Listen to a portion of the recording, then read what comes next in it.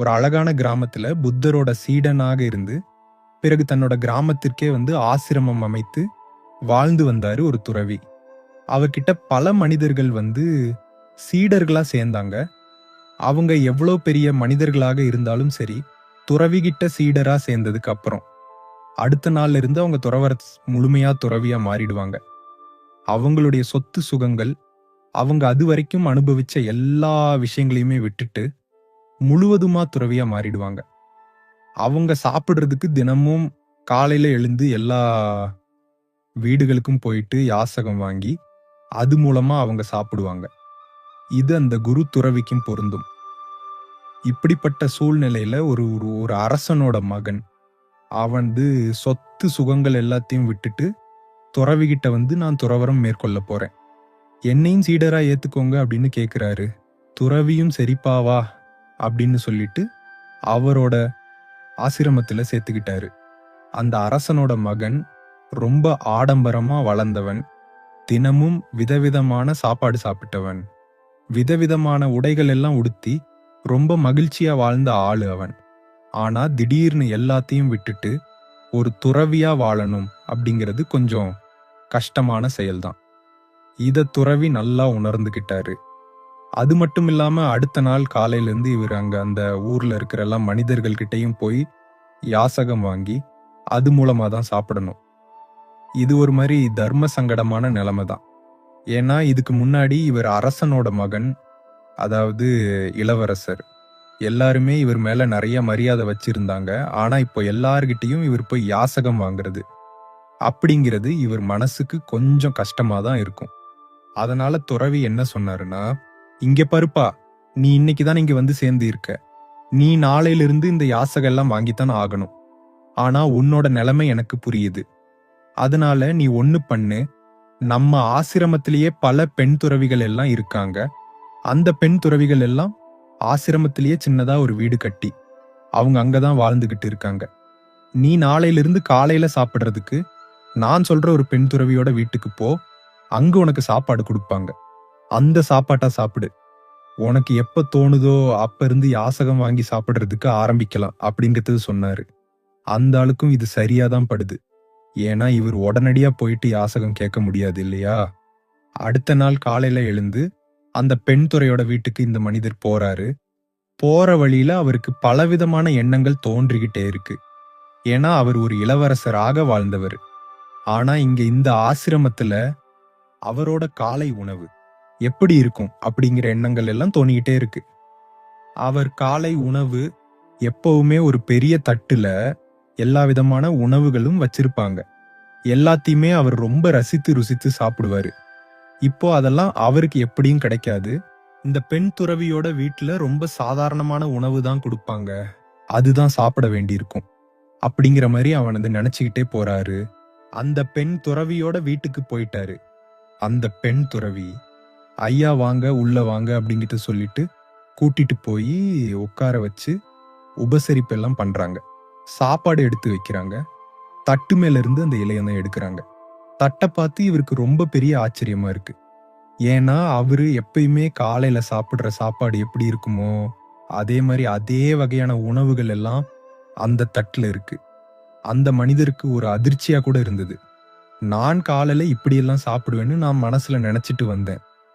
ஆனா இங்க பார்த்தா அதெல்லாம அப்படியே வச்சிருக்காங்களே, இது எப்படி சாத்தியம்? சரி, ஒருவேளை இது எதேர்ச்சியா நடந்திருக்கும் அப்படின்னு நினைச்சிட்டு காலை சாப்பாட்டை ரொம்ப ரசித்து ருசித்து வயிறார சாப்பிட்டாரு. சாப்பிட்டு முடிச்ச பிறகு அவருக்கு இப்ப மறுபடியும் ஒரு எண்ணம் தோணுது. என்னன்னா, எப்பவுமே அவர் சாப்பிட்டு முடிச்சிட்டு கொஞ்ச நேரம் ஒரு பஞ்சு மெத்த மேல படுத்து தூங்குவாரு. ஆனா இங்க அப்படியெல்லாம் இருக்காது. காலையில சாப்பிட்டு உடனே ஓய்வு எடுக்க எல்லாம் அனுமதிக்க மாட்டாங்க அப்படின்னு அவருக்கு எண்ணங்கள் ஓடிட்டு இருக்கு. இவர் இப்படி சிந்திச்சுக்கிட்டு இருக்கும்போதே அந்த பெண் துறவி, ஐயா நீங்க இப்பதான் சாப்பிட்டீங்க, அதனால உடனேயே போக வேண்டாம். ஏன்னா இங்க இருந்து நீங்க ஆசிரமத்துக்கு போறதுக்கு கிட்டத்தட்ட 3 கிலோமீட்டர் நடந்து போகணும். அதனால இங்கேயே கொஞ்ச நேரம் ஓய்வு எடுத்துட்டு அப்புறம் கிளம்புங்க அப்படின்னு அவருக்காக தயார் செய்து வச்சிருந்த ஒரு இடத்த காட்டுறாங்க. இப்ப மறுபடியும் இந்த மனிதருக்கு ரொம்ப பெரிய ஆச்சரியம் என்னன்னு அவரு மனசுலதான் நினைச்சாரு.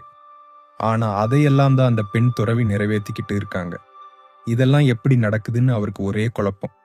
ஒருவேளை இதுவும் எதிர்ச்சியா தான் நடந்திருக்கும் அப்படிங்கிற நம்பிக்கையில அங்க போய் அப்படியே படுத்துக்கிட்டாரு. ஆனா அவருக்கு தூக்கம் வரல. எதையோ யோசிச்சுக்கிட்டே இருக்காரு. அவர் என்ன நினைக்கிறாருன்னா, இதுக்கு முன்னாடி நம்ம கிட்ட எல்லாமே இருந்துச்சு. பெரிய அரண்மனை இருந்துச்சு. சேவை செய்யறதுக்கு ஆட்கள் இருந்தாங்க. ஆனா இங்க இந்த ஆசிரமத்துல அண்ணாந்து பார்த்தா வானம் தான் தெரியுது. இந்த தரையில தான் படுத்து ஆகணும். நினைச்ச நேரத்துல எதுவும் சாப்பிட முடியாது. கிடைக்கிறது தான் சாப்பிடணும் இருந்த எல்லா வசதிகளையும் விட்டுட்டு இங்க வந்துட்டேன்னு ரொம்ப வருத்தமான எண்ணங்கள் அவன் மனசுக்குள்ள ஓடிக்கிட்டு இருக்கு. அப்படி அவர் யோசிச்சுக்கிட்டு இருக்கும்போதே அந்த பெண் துறவி அங்க அவர்கிட்ட, ஐயா, நீங்க தேவையில்லாம எதையும் நினைச்சிட்டு இருக்காதீங்க. இந்த உலகத்துல பல மக்கள் இப்படித்தான் வாழ்ந்துட்டு இருக்காங்க. ஏதோ ஒரு சிலர் தான் பெரிய அரண்மனையில வாழ்ந்துட்டு இருக்காங்க. ஆனா நமக்கு பெரிய நிழல் யார் அப்படின்னா கடவுள் தான். கடவுளோட பார்வையில தான் நாம வாழ்ந்துகிட்டு இருக்கோம். அதுதான் நமக்கு கிடைச்ச ரொம்ப பெரிய பாக்கியம். இங்க நம்ம தரையில படுத்தா எப்ப வேணாலும் நல்லா தூக்கம் வரும். மக்கள் அவங்களாவே தினமும் சாப்பாடு எல்லாம் கொடுப்பாங்க. அந்த சாப்பாடு அமிர்தத்துக்கு நிகரானது அப்படின்னு சொல்லிட்டு இருக்காங்க. இத கேட்ட உடனே மறுபடியும் அந்த மனிதருக்கு அதிர்ச்சி என்ன, இப்பதான் அவர் தன் எல்லா வசதிகளையும் விட்டுட்டு இங்க இப்படி இருக்கிறோமேன்னு நினைச்சிட்டு இருந்தாரு. ஆனா இந்த பெண் துறவி அதுக்கெல்லாம் பதில் சொல்ற மாதிரி பேசுறாங்களே எப்படி? இப்போ அந்த மனிதர் அந்த பெண் துறவி கிட்ட கேக்குறாரு, நீங்க என்ன என்னோட மனசை கட்டுப்படுத்துறீங்களா? என்னுடைய மனசுல நினைக்கிறதெல்லாம் நீங்க எப்படி சொல்றீங்க? நீங்க என்ன மாய மந்திரங்கள் செய்யும் மந்திரவாதியா? அப்படி இப்படின்னு அந்த துறவி கிட்ட கேட்க ஆரம்பிச்சிட்டாரு. இப்போ அந்த பெண் துறவி, ஐயா, நான் மந்திரவாதி எல்லாம் ஒன்னும் கிடையாது. நான் பல வருடங்களாக தியானம் செஞ்சுட்டு இருக்கேன். இந்த தியானங்கள் மூலமா எனக்கு என்ன கிடைச்சதுன்னா, என்னோட சொந்த சிந்தனைகள் எதுவுமே எனக்கு உதயமாகாது. இப்படி என்னுடைய சொந்த சிந்தனைகள் எதுவுமே என்கிட்ட இல்லாததுனால மற்றவங்களுடைய சிந்தனைகள் எல்லாம் பக்கத்துல இருக்கும்போது என்னால உணர முடியும். என்னால தெரிஞ்சிக்க முடியும். இப்படித்தான் மத்தவங்களை பார்த்து அவங்க என்ன நினைக்கிறாங்க அப்படிங்கிறது என்னால சொல்ல முடியுது அப்படின்னு அவங்க சொல்றாங்க. இப்ப இத கேட்ட உடனே அவருக்கு ரொம்ப பெரிய அதிர்ச்சி. என்ன மனசுல நினைக்கிறதையெல்லாம் ஒரு பெண் சொல்றாங்க அப்படின்னா அது ரொம்ப தப்பாச்சு. ஐயோ அப்படின்னு சொல்லிட்டு அங்கிருந்து எழுந்து வேகமாக ஓட ஆரம்பிச்சிட்டாரு. இப்ப வேகமா ஓடி போய் குரு துறவியோட கால்ல விழுந்து, ஐயா, நீங்க என்ன அந்த பெண் துறவி வீட்டுக்கு சாப்பிட அனுப்புனீங்க அப்படின்னு சொல்லும் போதே துறவி, ஏன்பா அவங்க எதுனா உன்ன சரியா நடத்தலையா, உனக்கு ஏதாவது மரியாதை கொடுக்கலையா அப்படின்னு கேக்குறாரு. அதுக்கு இல்லங்க ஐயா, அவங்க எனக்கு கொடுக்க வேண்டிய மரியாதை எல்லாம் கொடுத்தாங்க. ஆனா என்னன்னா அவங்க என் மனசுல நான் நினைக்கிறது எல்லாத்தையும் அவங்க சொல்றாங்க. இது எனக்கு சரியப்படல. இதனால இனிமே நான் அங்க சாப்பிட போக விரும்பல. மத்தவங்க மாதிரியே நானும் யாசகம் வாங்கி அது மூலமாவே சாப்பிடுறேன். தயவு செஞ்சு எனக்கு அனுமதி கொடுங்க அப்படின்னு கேக்குறாரு. ஆனா துறவி, இல்லப்பா, நீ நான் சொல்ற வரைக்கும் அவங்க வீட்டுக்கு தான் போகணும். அவங்க வீட்டுல தான் சாப்பிடணும். எப்போ நான் நீ தயாராயிட்டுன்னு சொல்றேனோ அதுக்கப்புறம் தான் நீ மத்தவங்க கிட்ட யாசகம் வாங்கி சாப்பிடணும் அப்படின்னு கண்டிப்பா சொல்லிட்டாரு. ஆனா அந்த மனிதர் இதை ஒத்துக்கவே இல்லை. சார், தயவு செஞ்சு உங்களோட இந்த கருத்தை மறுபரிசீலனை பண்ணுங்க. ஏன்னா எனக்கு பலவிதமான எண்ணங்கள் மனசுக்குள்ள எப்பவும் தோண்டிக்கிட்டே இருக்கும். இப்ப என்னன்னா நான் அந்த பெண் துறவியோட வீட்டுல இருக்கும்போது அவங்கள பாக்குறேன். அவங்க துறவிதான். ஆனாலும் அவங்க ஒரு பெண் அப்படிங்கிறது என் மனசுல அடிக்கடி போய்கிட்டே இருக்கு. தேவையில்லாம ஏதாவது தவறான எண்ணங்கள் என் மனசுக்குள்ள வந்துருச்சுன்னா, அந்த எண்ணங்களை அவங்க கண்டுபிடிச்சிட்டாங்கன்னா அதை விட ஒரு பெரிய அவமானம் எனக்கு ஏற்படாது. அதனால தயவு செஞ்சு என்ன இந்த சிக்கல்ல இருந்து காப்பாத்துங்க அப்படின்னு அவர் சொல்றாரு. ஆனா துறவி இது எதுக்குமே செவி சாய்க்கவில்லை. நீ கண்டிப்பா நாளைக்கும் போய் தான் ஆகணும் அப்படின்னு சொல்லி உத்தரவு போட்டாரு. இப்போ வேற வழி இல்லாம அந்த மனிதரும் அடுத்த நாள் காலையில கிளம்பி போறாரு. இப்ப அவர் போகும்போது ஒவ்வொரு அடி எடுத்து வைக்கும் போதும் அவ்வளோ கவனமா இருக்காரு. அவருக்கு தோன்றும் எண்ணம் ஒவ்வொன்றையும் மிக கவனமாக பார்த்துக்கிட்டே இருக்கிறாரு. அந்த வீடு நெருங்க நெருங்க இவருக்கு பயம் அதிகமாயிட்டே போகுது. வீட்டுக்கு போன உடனே அந்த பெண் துறவி இவரை வரவேற்று, ஐயா வாங்க அப்படின்னு சொல்லி கூட்டிட்டு போறாங்க. இப்போ அந்த வீட்டுக்குள்ள நுழையும் போது ஒவ்வொரு படிக்கட்டுல ஏறும் போதும் அவர் மூச்சு விடும் சத்தத்திலிருந்து எல்லாமே அவருக்கு மனசுக்குள்ள தெளிவா கேக்குது. அவர் மனசுல உதயமாகிற எண்ணங்கள் எல்லாத்தையும் அவ்வளவு அருமையா அவர் கவனிச்சுக்கிட்டே இருக்காரு. இப்ப அவருக்கு எதை சிந்திக்கணும், எதை சிந்திக்க கூடாது, எப்ப சிந்திக்க கூடாது, எப்ப சிந்திக்கணும் அப்படின்னு மனசுக்கு கட்டளையிடும் அளவுக்கான ஒரு தெளிவு வந்துடுச்சு. அதனால அடுத்தடி அடுத்தடின்னு அவர் வீட்டுக்குள்ள நுழைஞ்ச உடனே அவர் மனசுக்குள்ள தோன்றின எல்லா எண்ணங்களுமே மறைஞ்சு போயிடுச்சு. கிட்டத்தட்ட ஒரு காலியான பாத்திரம் மாதிரி அவரோட மனசு மாறிடுச்சு.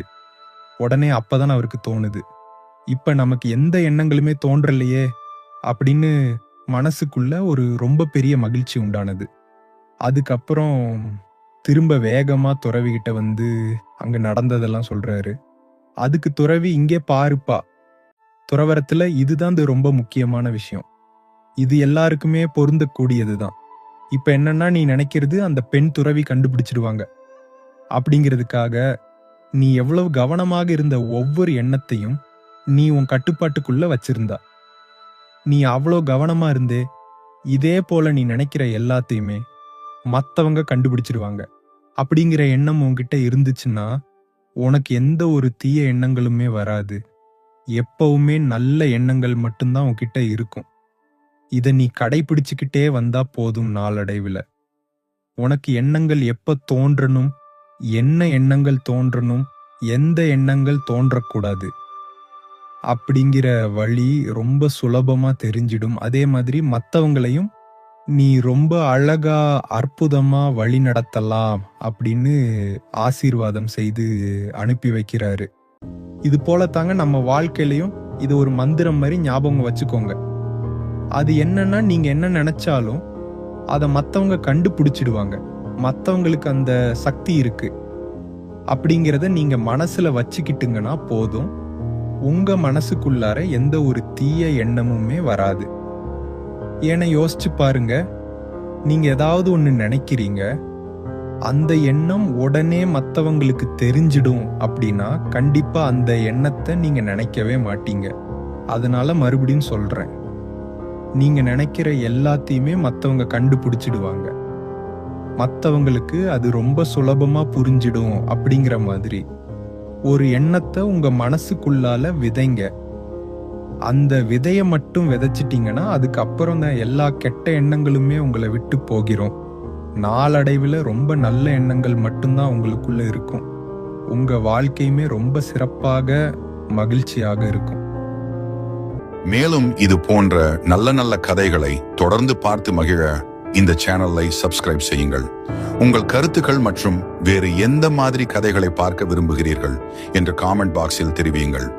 இந்த வீடியோ பிடித்திருந்தால் லைக் மற்றும் உங்களுக்கு பிடித்தவங்களுக்கு ஷேர் செய்யுங்கள். மீண்டும் மற்றொரு வீடியோவில் உங்களை சந்திக்கிறேன். நன்றி, வணக்கம்.